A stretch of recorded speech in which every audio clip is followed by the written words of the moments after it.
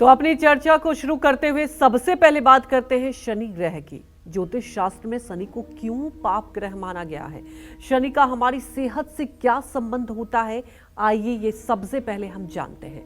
पंडित जी, कि ऐसा ना होता है कि शनि ग्रह की बात सुनते ही अगर किसी ने कुंडली में बता दिया कि आपको 7.5 है तो लोग डर जाते हैं। मैं दर्शकों के हिसाब से पहला सवाल आपसे यही जानना चाहूंगी, मेरे मन में भी ये कई बार रहता है, अगर मैं सुनती हूँ आज से इसके 7.5 चल रही है तो मन में डर हो जाता है। क्या वाकई डरना चाहिए? बिल्कुल डरना चाहिए। इसलिए डरना चाहिए कि जो नुकसान कर सकता है जी। उसी से लोग डरते हैं। शनि और राहु का नाम लेकर के लोगों को डराया जा सकता है, लेकिन चंद्रमा और बुध का नाम लेके लोगों को नहीं डराया जा सकता। बिल्कुल पंडित जी। शनि और राहु ने ऐसा आतंक अपना बना रखा है कि इनका नाम सुनते ही बड़े बड़े पसीने फेंक देते हैं। बिल्कुल, मतलब वही इसलिए मैंने पूछा क्योंकि सबके मन में सवाल होता है। बृहद पाराशर होरा शास्त्र में लिखा हुआ है, शुक्र शुक्रस्य तथा नेत्रम चंद्रमा मनसस्तथा आत्मा वै दिन कृते अतः बुधो बालत्व धीमतः क्रोधो पराक्रमो भौमो बुधो बालत्व धीमतः शनि दुख प्रद गेयो राहुर ऐश्वर्यदायक। शनि को ज्योतिष शास्त्र में महर्षि पाराशर के अनुसार एक दुखदाता ग्रह के रूप में विचार किया जाता है जी। और राहु को ऐश्वर्य प्रदायक ग्रह के रूप में विचार किया जाता है। अच्छा। बुध को बुद्धि प्रदाता के रूप में विचार किया जाता है और सूर्य को आत्मा का कारक मान करके विचार किया जाता है और शुक्र को नेत्रों का कारक मान करके विचार किया जाता है। मंगल को क्रोध और पराक्रम का कारक मान करके विचार किया जाता है। बृहस्पति को जीवन और जीवन से संबंधित जो सुख है उसका कारक मानकर विचार किया जाता है। एक दूसरी बात,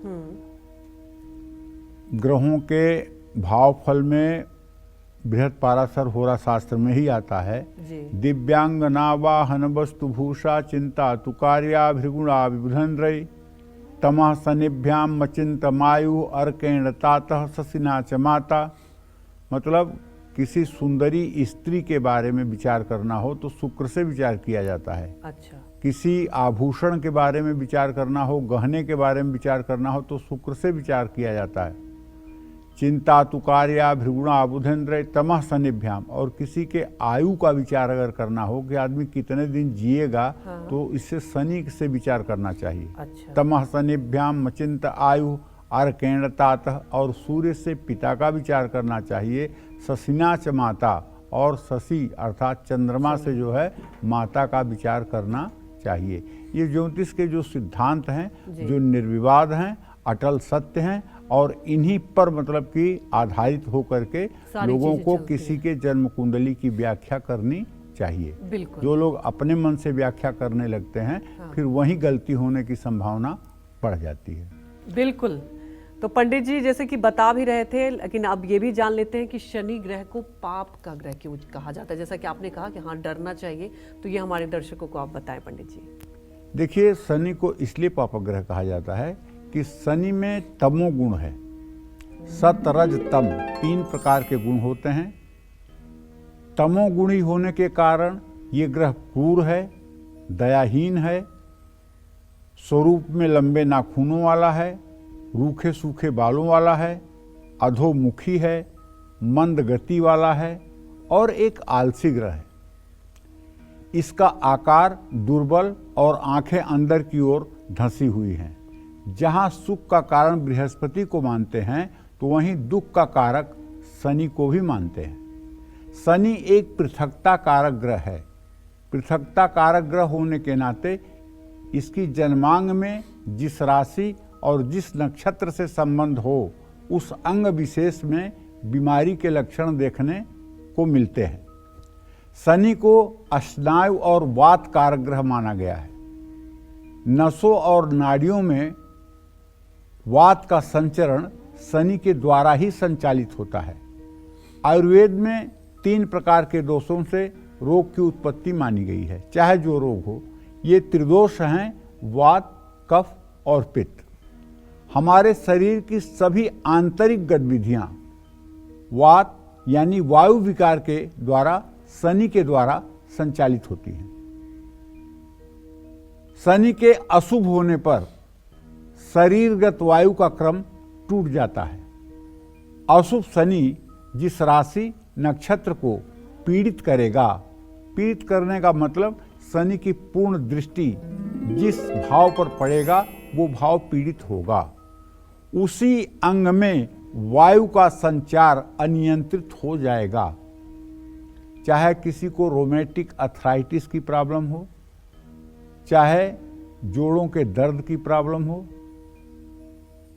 चाहे हड्डियों में कहीं जकड़न हो, ये सब कुंडली देख करके शनि का विवेचन करके निष्कर्ष तक पहुंचा जा सकता है। क्योंकि जो उदान वायु होती है वही वायु जो है उंगलियों को मुड़ने में, खुलने में, आंखों की पलक झपकने में, हाथ को मुड़ने में, खुलने में, पैर को मुड़ने खुलने में, वही उदान वायु जो है अपना कार्य करती है।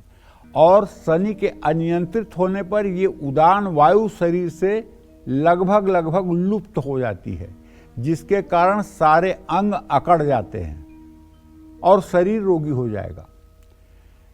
नैसर्गिक जन्म कुंडली में शनि को दशम और एकादश भावों का प्रतिनिधित्व भी करते हुए माना गया है। इन भावों का पीड़ित होना घुटने के रोग, जोड़ों के रोग, हड्डी मांसपेशियों के रोग, पिंडली में दर्द, दाहिने पैर, बाएं कान और हाथ में रोग, स्नायु निर्बलता, हृदय रोग और दिमाग से संबंधी रोग भी होते हैं। वैसे तो बताऊं आपको कि अगर शनि का वर्णन करना हो तो इसके लिए तो 10-5 घंटे कम हैं। ये क्या क्या महाराज करते हैं, इनकी कहाँ कहाँ मतलब कि जो है दृष्टि जाती है और ये किस किस चीज़ को करते हैं। जैसे आप एक बात जान लीजिए, कितना ही बुद्धिमान आदमी हो, लेकिन अगर चंद्रमा को जन्म कुंडली में शनि पूर्ण दृष्टि से देख ले तो ऐसा आदमी सुख में भी सुख अनुभव नहीं करता, सुख में भी दुख की बातों को याद करके व्यथित होता है, जीवन का आनंद नहीं उठा पाता। अगर उसे कोई चीज मिल गई है तो उसको भोग करना चाहिए, सुखी होना चाहिए। अब उसे डर है कि छीन जाएगी, अब उसे डर पहले सताने लगा कि छीन जाएगी, तो उसके मिलने का जो स्वाद है उसको नहीं मिलेगा।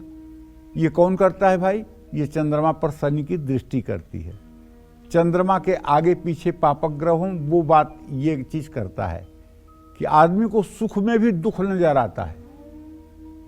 और कुछ लोग ऐसे होते हैं जिन्हें दुख में भी सुख नजर आता है।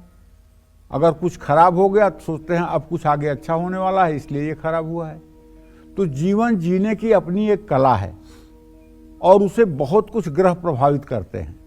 लेकिन ऐसा तो नहीं है कि हम पंछी हैं, हम जानवर हैं, जैसा प्रारब्ध है वैसा ही होगा, ऐसा मैं नहीं मानता हूँ। जैसे जन्म कुंडली में किसी की आयु 40 वर्ष लिखी हुई है कि 40 वर्ष में इसे मर जाना है, मेरी मान्यता है कि वो नहीं मरेगा।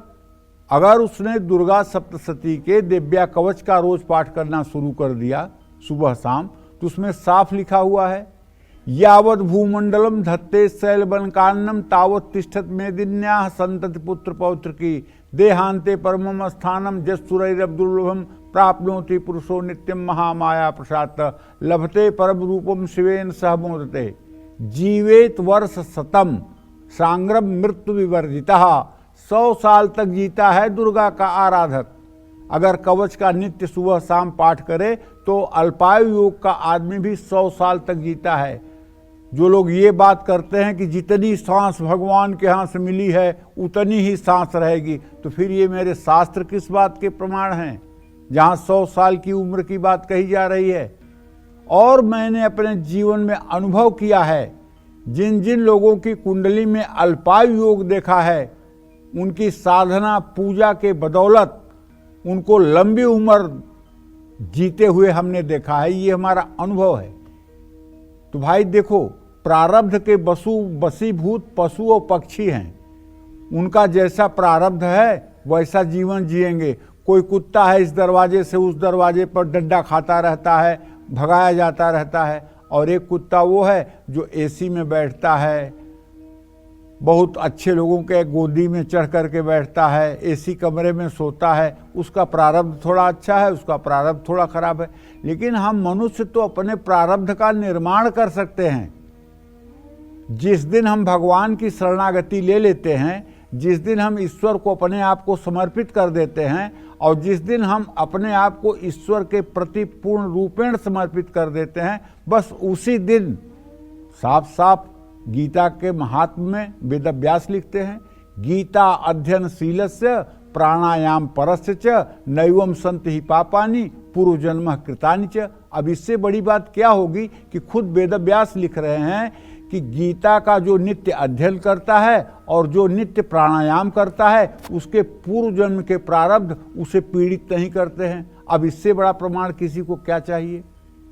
तो हाँ, ये बात तो जरूर है, प्रारब्ध तब हमारे ऊपर काम करेगा जब हम प्रारब्ध के वशीभूत होकर के कर्म नहीं करेंगे। अगर हम कर्म करेंगे, साधु संग करेंगे, सत्संग सुनेंगे और सज्जनों के साथ रहेंगे तो निश्चित रूप से कल्याण होगा। देखिए, एक बात जान लीजिए, संग का रंग चढ़ने में टाइम नहीं लगता है। इसलिए आप जिसके साथ हैं उसके बारे में पूरी जानकारी करें कि वो संग करने लायक भी है कि नहीं। 2 मिनट का संग भी रंग चढ़ा देता है और उससे पतन हो जाता है। इसलिए आप जिसके साथ उठ बैठ रहे हैं, जिसका आप विश्वास कर रहे हैं, जिसके साथ आप कार्य कर रहे हैं, उसके बारे में, उसके आचरण के बारे में, उसकी सोच के बारे में आपको पूरी जानकारी करके ही आगे संग करना चाहिए। नहीं तो संग का रंग ऐसा चढ़ता है कि आदमी पतन के गर्त में चला जाता है। ये बात भी समझने योग्य है। जय मां विंध्यवासिनी।